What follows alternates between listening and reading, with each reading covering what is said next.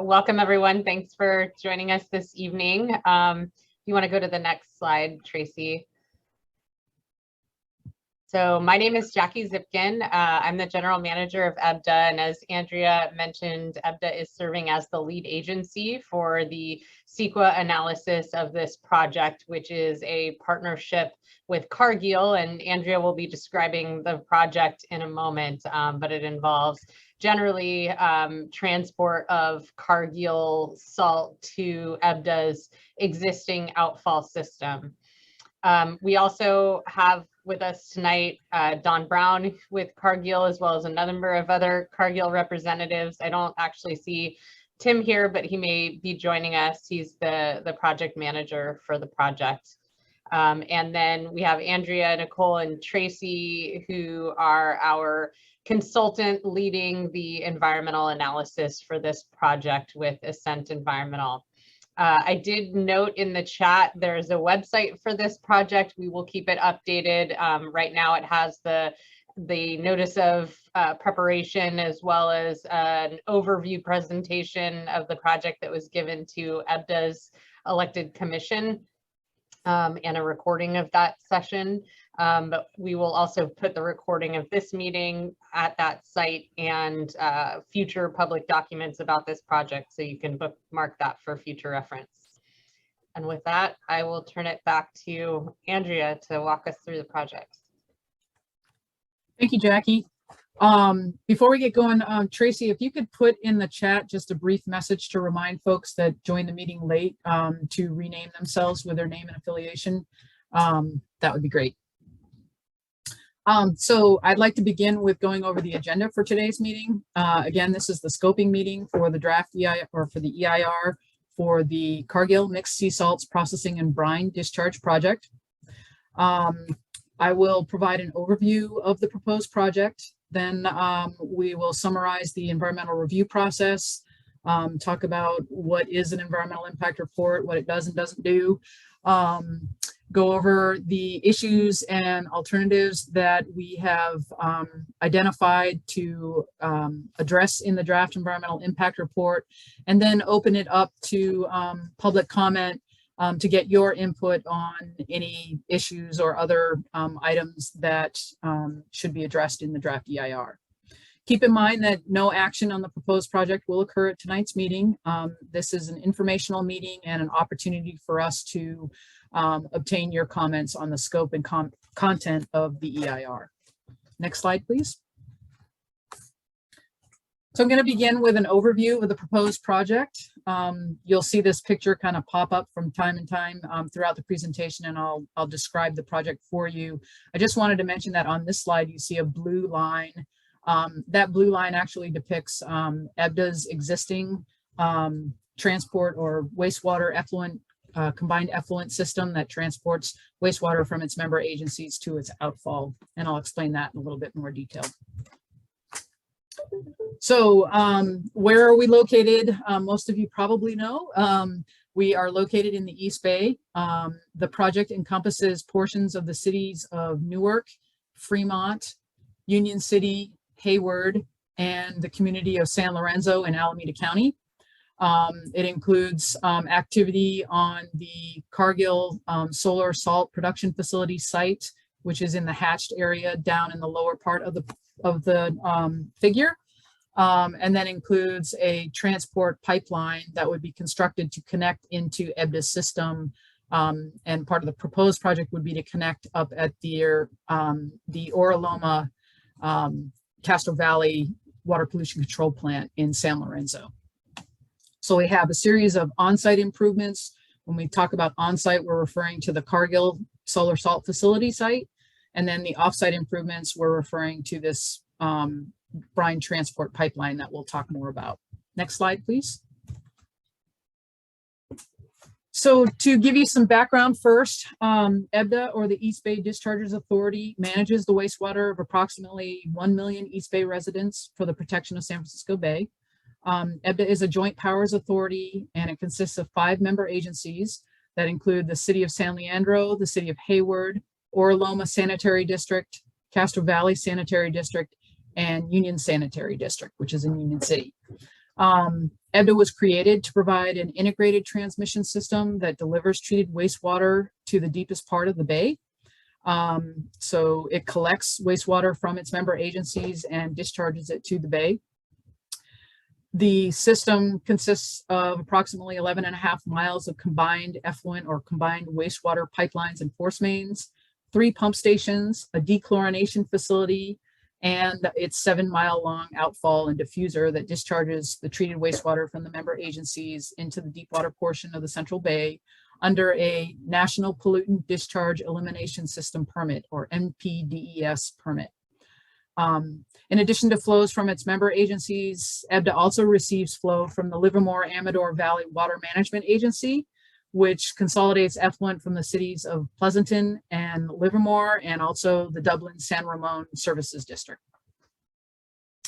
Currently, EBDA discharges approximately, or on average, 60 million gallons per day of treated wastewater into the bay. During storms, that can increase to as much as 189 million gallons per day. And then we have Cargill, who is the proponent for the proposed project. Cargill operates a solar production facility, or sorry, a solar salt production facility in the city of Newark, which is the aerial figure overlaid on the other figure. And they produce salt through solar evaporation of bay water in a series of salt ponds along the bay. Next slide, please. So before I talk specifically about the purpose of the project, to help you understand what the purpose and need for the project is, I wanted to spend a few minutes explaining a bit about how the Cargill's solar salt facility operates. So Cargill's facility, they do not use chemicals or introduce any additives in order to produce salt. They only use solar and wind energy to produce the salt. Basically, water from the bay is introduced into concentrators or evaporator ponds, and those are the ponds in pink in this figure. And in these ponds is where a substantial portion of the water is evaporated, and it results in a concentrated brine. And then that concentrated brine is transferred to pickle ponds, which are the kind of light lime green colored ponds, where evaporation continues until the brine reaches a concentration suitable for harvesting. And then that harvestable brine is transferred to those orange ponds, which are crystallizer ponds, where additional evaporation occurs and sodium chloride or table salt precipitates out of the solution. After the majority of that table salt is precipitated, or the sodium chloride precipitates, it's moved to Cargill's adjacent salt refinery, which is that picture that you saw across the front of the title slide. At this point, it's further processed and packaged to meet individual customer specifications. The remaining brine and the precipitated salt crystals, which primarily contain salts that are more soluble than sodium chloride, are referred to as mixed sea salts, or you'll see on the slides MSS.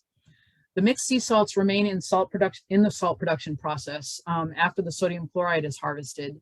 And additional sodium chloride may be harvested from that brine that has the mixed sea salts, but they also harvest a concentrated magnesium chloride solution or brine that's called liquid bittern. And it's harvested through to produce additional commercial products that are used for things like road de-icing, dust suppression, animal feed, and other types of products.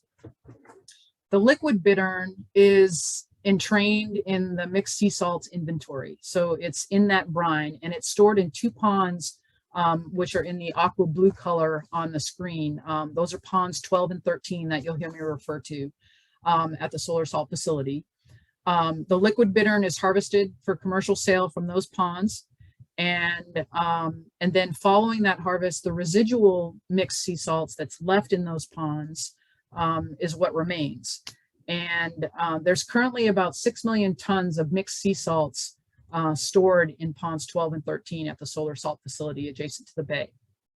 So as you can see, those ponds are close to the bay.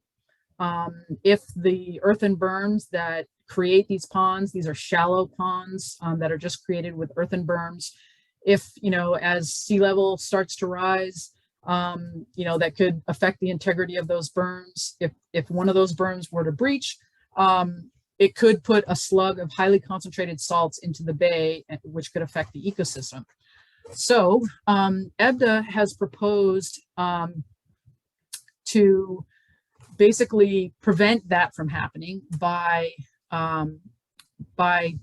enhancing the processing of the liquid bittern in ponds 12 and 13, and then dissolving the residual mixed sea salts that are in that pond using additional bay water, and then transferring that resulting brine into EBDA's system. And once it's in EBDA's system, it would be blended and diluted with the treated wastewater that's in EBDA's system, and then discharged back into the bay at safe concentrations for aquatic life. And that would be done under the NPDES permit that, that EBDA has. So in this way, Cargill would reduce the amount of mixed sea salts that are stored in those ponds adjacent to the bay, and thereby address or the potential threat for sea level rise in the future. So that's essentially, in a nutshell, the purpose of the project, and hopefully it gives you an understanding of how the salt ponds operate. Next slide, please. So what are the objectives then of the proposed project? I've kind of alluded to those as I gave a little bit of that summary, but there are a number of objectives for this project: to provide brine disposal services to Cargill, obviously, and which would also at the same time provide economic benefits to EBDA, as there would be a agreement between Cargill and EBDA to be able to discharge to EBDA's system. It would also create infrastructure for to further EBDA's sustainability objectives. That is, the idea is that one objectives of this project is to create some infrastructure that in the future EBDA may be able to use for transporting recycled water to customers that is produced by its member agencies. Another objective is to balance disruptions to local communities and reduce impacts to sensitive habitat, or minimize impacts to sensitive habitat.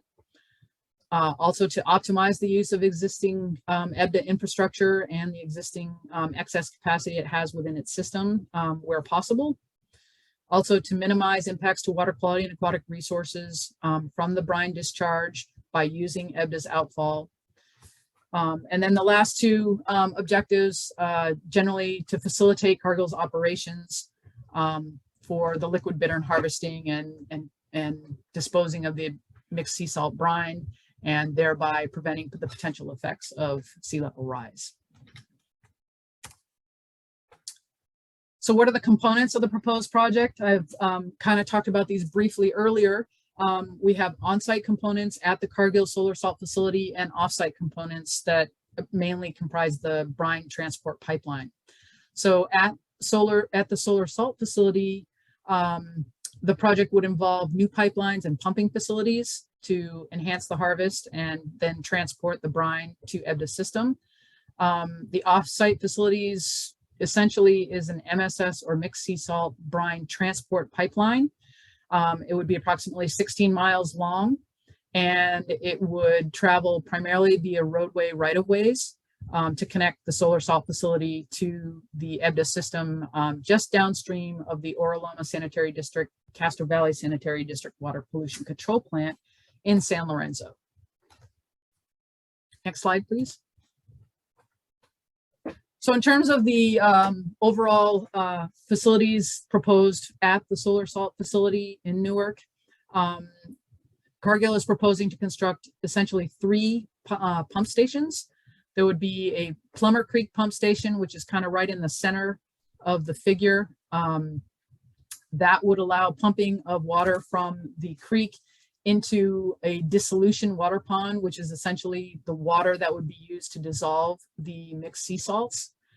And then there are 2 mixed sea salt brine pump stations, one at pond 12 and one at pond 13, that would eventually be constructed to transport the residual brine or mixed sea salts into the transport pipeline, which is the green dotted pipeline you see there. In addition, there are few other facilities proposed to make this all work properly. There's a weir box to allow decanting of rainwater to help dissolve the brine. and some other facilities. But primarily, this is the gist of the facilities that would be constructed on the Cargill site. Then if we move to the next slide, this slide shows the pipeline alignment.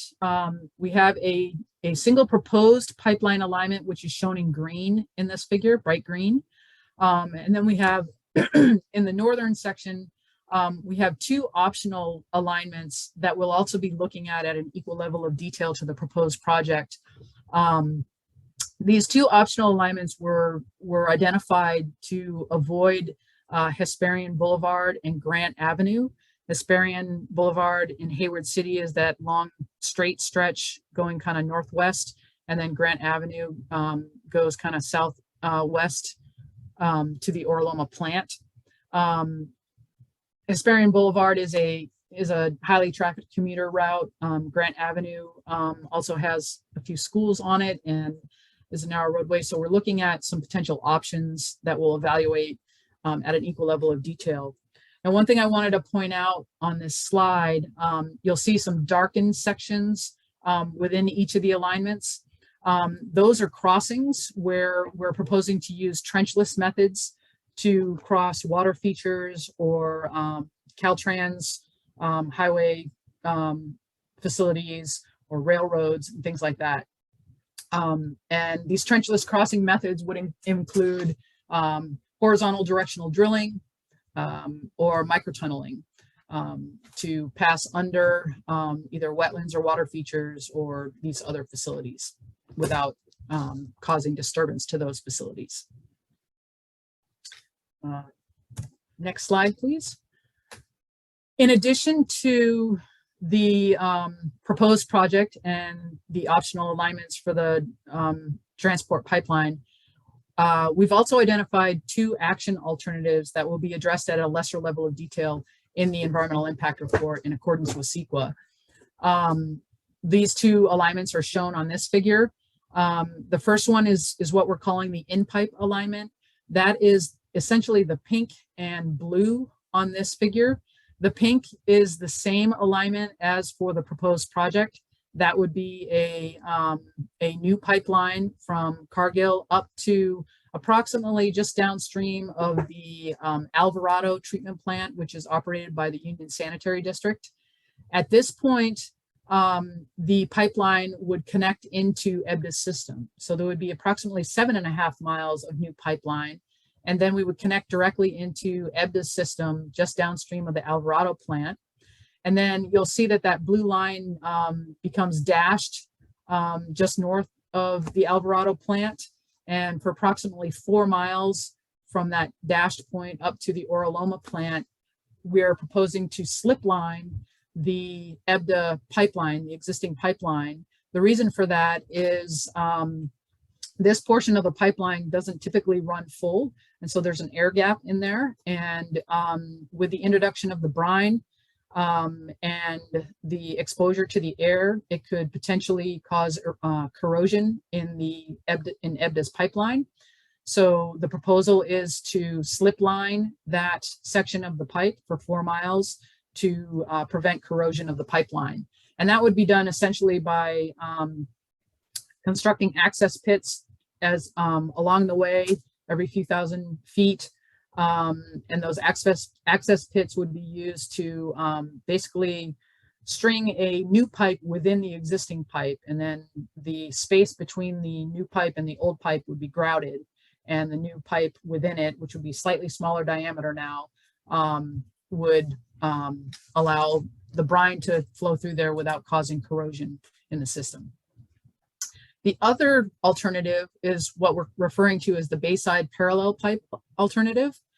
That's the brown or the yellow-brown color that extends all the way from the solar salt facility up to the Orloma plant.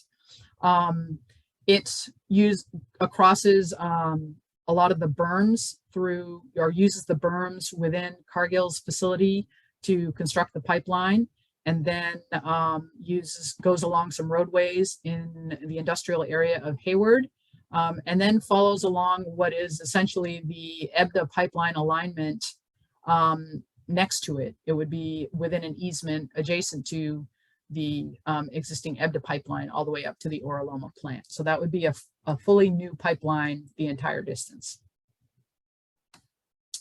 Next slide, please. So now I'd like to talk about the environmental review process a bit. Next slide. First off, what is CEQA and what are its objectives? Well, CEQA is the California Environmental Quality Act. It's a statute that requires state and local agencies to consider the environmental consequences of their discretionary actions before approving plans or committing to a course of action on a project. It applies to all discretionary projects proposed to be conducted by a public agency, including private projects, essentially like the one we're talking about, that would require discretionary approval from a public agency. In this case, Cargill being the private entity and EBDA being the public agency. Essentially, there are 5 objectives to CEQA. Prevent or reduce environmental damage. That is, if potential adverse environmental effects are identified, the CEQA process next attempts to identify ways to prevent or reduce these impacts by requiring consideration of feasible alternatives or the adoption of mitigation measures for project impacts that can't be avoided, along with appropriate mitigation monitoring. Another objective to the CEQA process is primarily it is designed to identify and disclose to decision makers and the public the significant environmental effects of a proposed project. You'll hear me say that a lot, prior to the consideration and approval of a project. It also provides for the full disclosure to the public of the reasons why a lead agency would approve a project, even if there are significant environmental impacts. It also promotes interagency coordination. The idea is that the CEQA process provides the lead agency, in this case EBDA, as well as responsible agencies and trustee agencies. So those would be, the responsible agencies would be those that have some kind of approval authority over the project or permitting authority over the project. Trustee agencies are those agencies like California Department of Fish and Wildlife, California State Lands Commission that hold state lands in public trust or protect state resources for the public trust. And what CEQA does is it allows for these agencies to assist each other in thoroughly understanding the potential environmental impacts associated with the proposed project. And then lastly, a major objective of CEQA is to encourage public participation. The idea is to encourage and give opportunity to the public to participate in the overall planning process. So when a lead agency next slide, please. When a lead agency determines that a project may have a significant impact on the environment, it's required to prepare what is called an environmental impact report, or EIR, for the project. An EIR is an informational document. It's intended to inform the public agency decision makers and the public of the significant effects of the project, environmental effects that is, identify possible ways to minimize those significant effects through mitigation or alternatives, describe reasonable alternatives that would substantially lessen significant effects, and disclose to the public again why a project was approved if that project had significant effects on the environment that couldn't be mitigated. And after a final EIR is complete, it has to be certified to show that it meets all of the CEQA requirements. That certification is done by the lead agency. And then only after that can the agency determine whether to approve the project or an alternative to the project. Next slide, please. So what does an EIR do and not do? Well, as previously stated, an EIR focuses on the physical environmental changes that would be caused by a project. It discloses the effects of the project. It identifies mitigation measures that could reduce those significant effects, and it describes feasible alternatives that would reduce significant effects.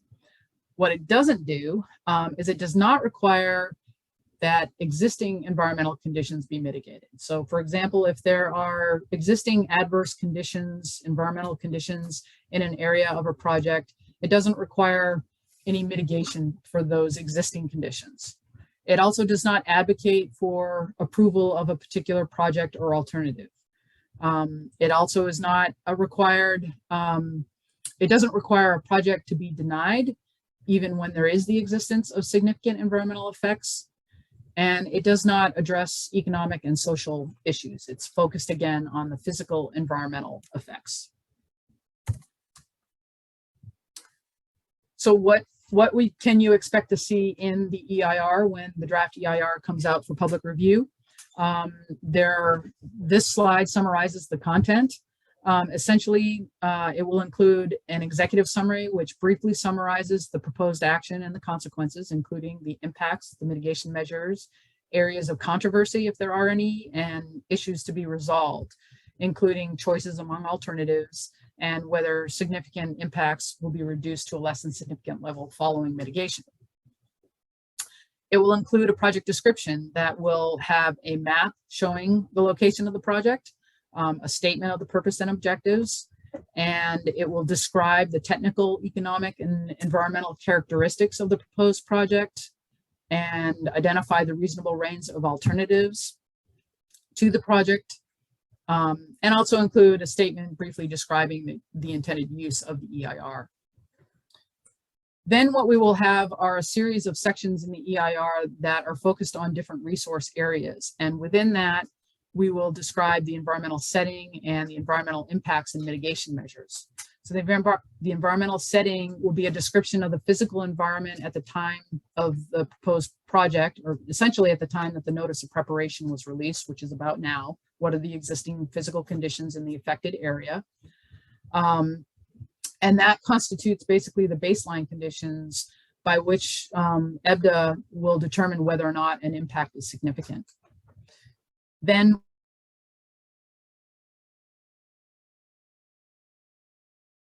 we'll talk about the potential impacts. So we'll look at the environment and examine the changes in the existing physical conditions in the affected area, and then identify mitigation measures that are feasible that could reduce significant effects. It's important to also note that if there are no significant effects identified, then no mitigation is required. The EIR will also look at cumulative impacts. What are cumulative impacts? They're impacts that result from the combined effects of closely related past, present, and reasonably foreseeable future projects or activities. And CEQA requires that an EIR discuss those cumulative impacts to which the project would contribute, and the importance of that contribution relative to the context of the cumulative impact, if there is an existing cumulative impact. The EIR also, as I've mentioned a number of times already, needs to describe a reasonable range of alternatives to the proposed project that could feasibly attain most of the project objectives, not necessarily all of them, but most of them, and at the same time would avoid or substantially lessen one or more identified significant effects of the proposed project. And then there are several other CEQA required sections. These include a summary of the significant environmental effects identified that can't be mitigated to a less than significant level. The document will also address growth-inducing impacts, if there are any, of the proposed project, and any irreversible environmental changes caused by the project. And lastly, the EIR will disclose all of the agencies and organizations and individuals that have contributed to or been consulted in preparation of the document and the references cited in the document. Next slide, please. So we're just about done with the presentation. I'm going to spend a little bit of time here talking about the CEQA review schedule now and your opportunity for input into the environmental document. Next slide. So the first step in preparing an EIR is to inform agencies and the public of the intent to prepare the EIR and to determine the scope of the EIR in consultation with the agencies, the public, and the applicant, or in this case, the project proponent. This is done through release of a notice of preparation, which opens a 30-day public comment period. We released that notice of preparation back on May 20th. It frequently involves a public scoping meeting, which is what we're having today. The scoping meeting is intended to help EBDA identify the range of actions, alternatives, and mitigation measures and significant effects that should be analyzed in depth in the EIR, and to eliminate from detailed study issues of non-importance. Following the scoping meeting, we will prepare the draft EIR. It will be issued for a 45-day public review period, and there may be a public meeting during that period. At the close of the draft EIR review period, we will review or compile and review all of the comments received from the public and reviewing agencies, and prepare a final EIR, which will include the comments received, responses to those comments, and any changes to the draft EIR based on those comments. We will also prepare a mitigation monitoring reporting plan, or MMRP, at that point, which will contain all of the mitigation measures identified in the EIR and made a condition of the project approval. It will also identify the timing and the responsible party for implementation of those mitigation measures. And then finally, the decision can be made on the project after the final EIR is certified by the lead agency, in this case, EBDA's commission, and the MMRP is adopted, and then a decision will be made on the proposed project.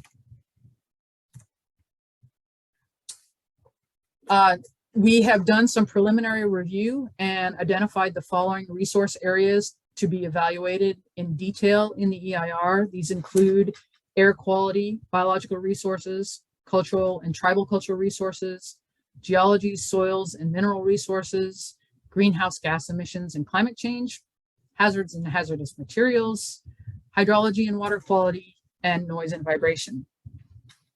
At the same time, next slide, please, we've identified several resource areas that we anticipate scoping out of the EIR, that is not addressing in detail in the EIR, because we anticipate that they would not result in significant effects on, or the project would not result in significant effects on these resources.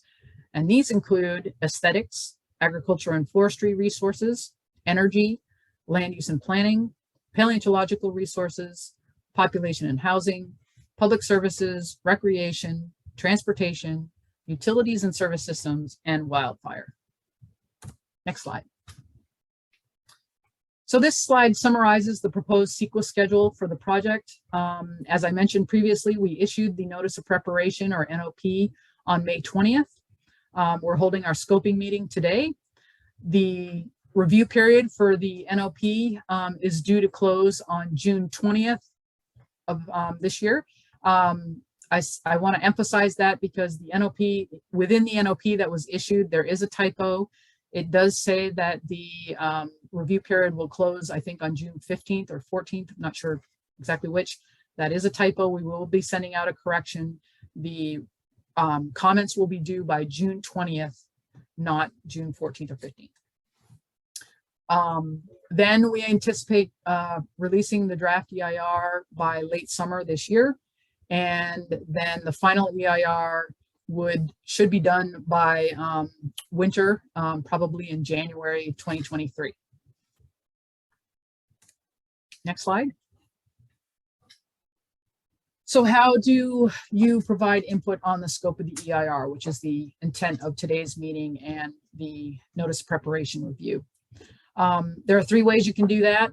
The first is to provide comments today during the meeting by raising your hand and providing them orally.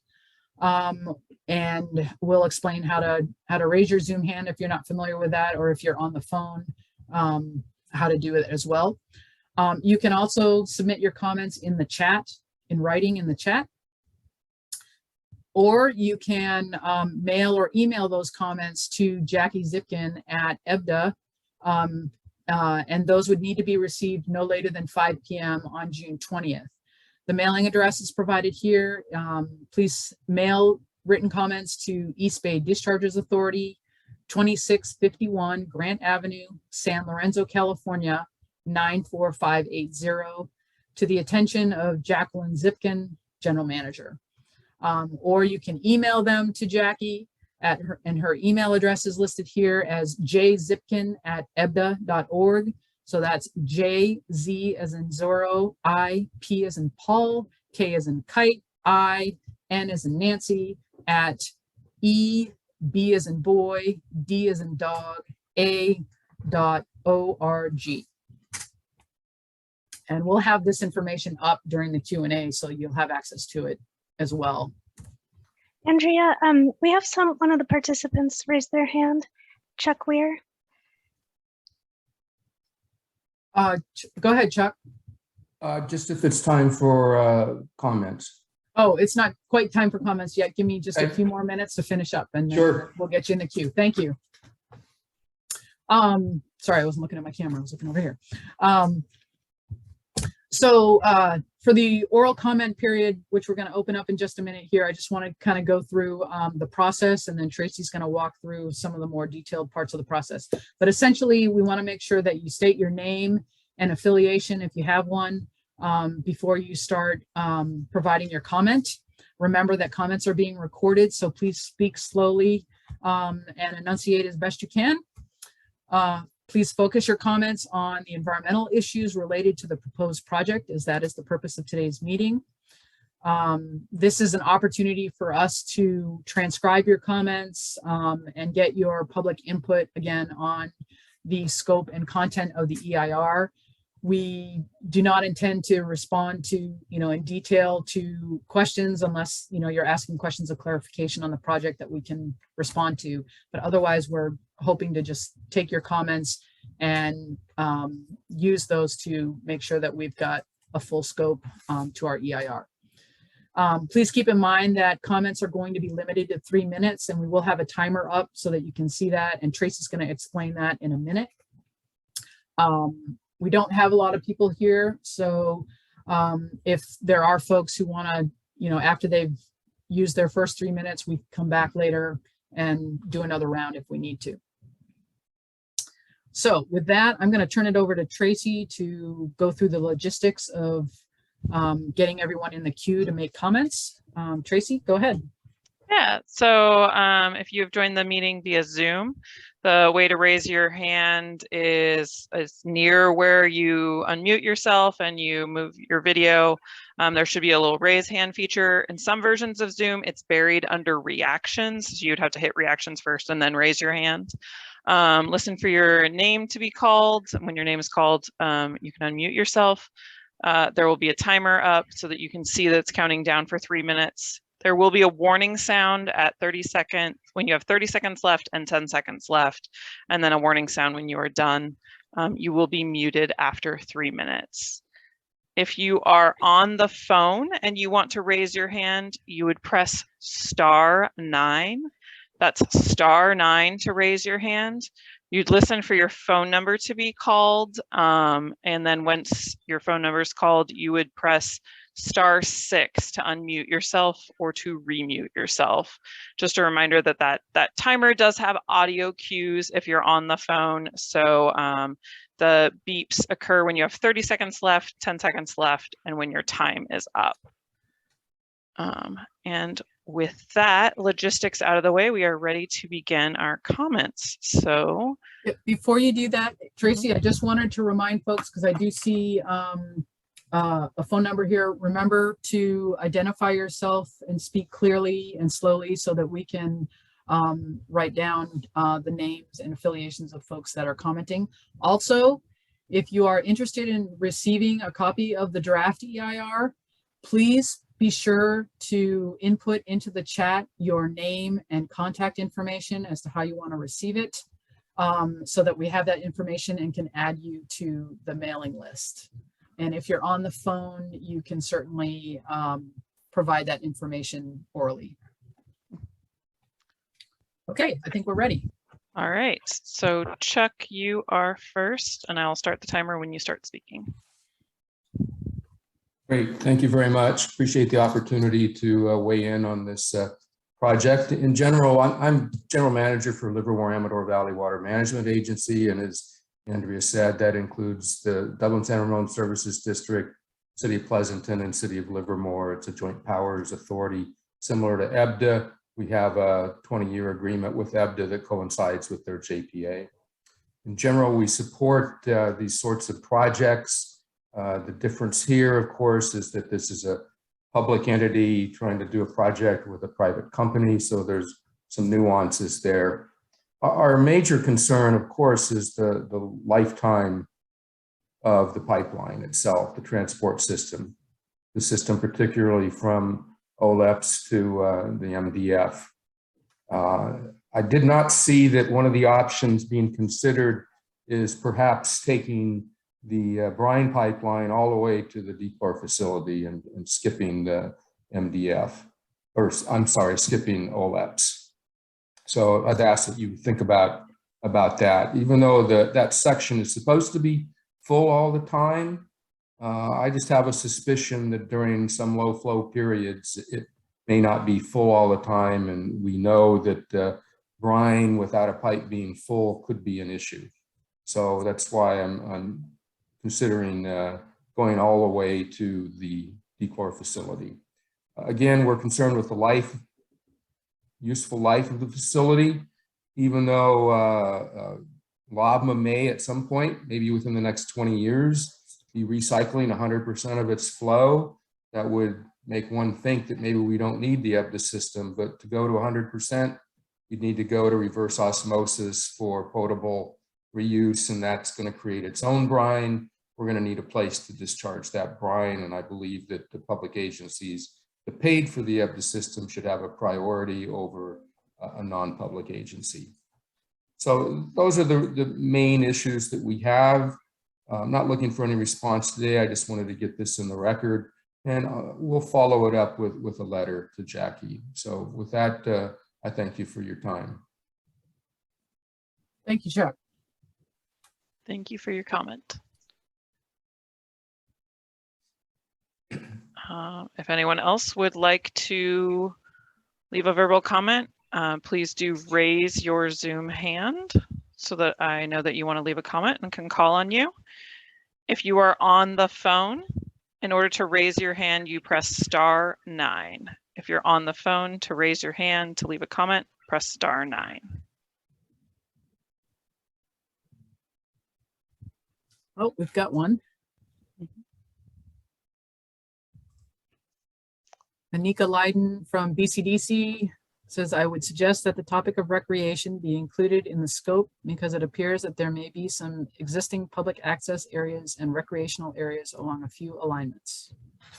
Thank you, Anika. Sorry, is it Anakin? Sorry.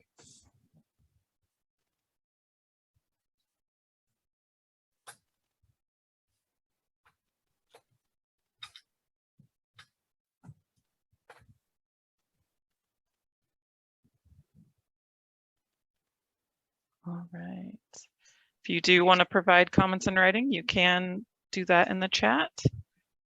You can always mail or email your written comments. And just as a reminder, that email address is jzipkin@ebda.org. The mailing address is East Bay Dischargers Authority, 2651 Grant Avenue, San Lorenzo, California, 94580. Attention, Jacqueline Zipkin, General Manager.